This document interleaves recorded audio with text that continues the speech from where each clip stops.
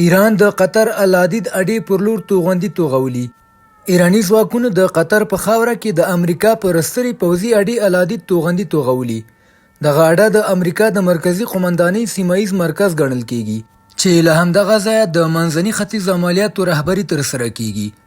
دا مهال په قطر کې شاوخوا 9000 امریکایي سرتیري میشت دي او دغه هیواد د فارس خلیج په مقابل اړخ کې د ایران ترڅنګ موقعیت لري. د برید شالید ته په کتو دا اقدام له هغه وروسته ترسره شوی چې امریکا د شنبې په شپه د ایران 3 ستر اټومي تاسیسات په نښه کړل. خو د ملګرو ملتونو د اټومي څار ادارې ویلي تر اوسه د دې خبرې تاییدول ممکن نه دي. تهران ژمنه کړې چې ځواب به ورکړي. سرچینې وایي لږ تر لږه شپږ توغندي د الحدید پر اډې ویشتل شوي دي. دا په داسې حال کې ده چې د سپینې ماڼۍ چارواکو ویلي د دفاع وزارت او سپینه ماڼۍ دواړه د احتمالي ګواښونو په اړه خبر دي او وضعیت له نږدې څاري. دغه راز راپورونه ښیي چې د امریکا په یوه بله پوځي اډه چې په عراق کې ده د هوایي دفاع سیستم فعال شوی.